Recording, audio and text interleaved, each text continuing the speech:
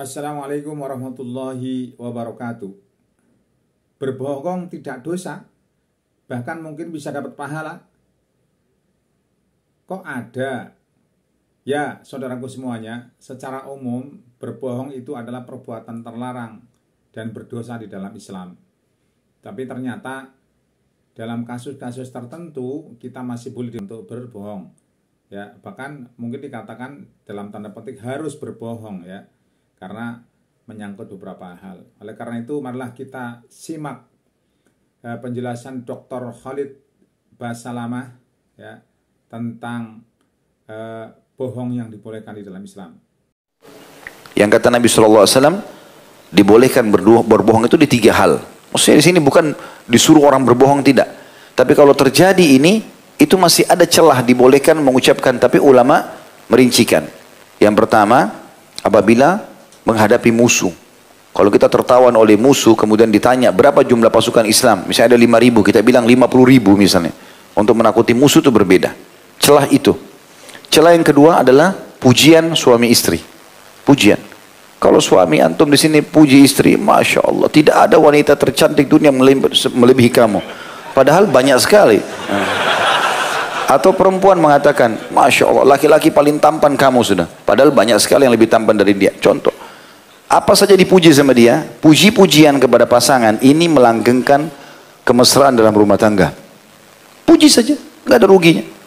Bagus, enak, cantik, gagah, walah, buang semuanya, nggak apa-apa, keluarin semuanya, puji, nggak ada masalah. Maka ini dibolehkan, ya. Kemudian yang ketiga, tapi ini ingat ya, ini dalam masalah pujian, jangan disalahgunakan. Oh katanya Nabi bilang boleh bohongi istri, maka bohong. Atau boleh bohongi suami demi kebaikan, bukan itu. Enggak ada, ini puji-pujian, memuji. Kalau istri masak, masakannya lebih garam, enak enggak? Enak, padahal asin sekali. Dan kalian nanti kurangi garamnya ya misalnya, contoh. Nah yang ketiga ini, islah dzatu bayin, memperbaiki hubungan orang yang retak. Jadi kalau ada orang sudah sangat retak, sudah jauh hubungan di antara mereka, sudah nggak bisa diperbaiki, kita menengahi di sini kita bisa menggunakan bahasa-bahasa, tapi bahasa ini sebenarnya bukan terang-terangan kebohongan, tidak. Misal dia mengatakan si A sama si B bertengkar, si A lebih tua, si B lebih muda. Lalu dia mengatakan kepada si A, atau dia mengatakan kepada si B, sebenarnya si A itu merasa bersalah. Tapi karena dia lebih tua, nggak mungkin dia mulai.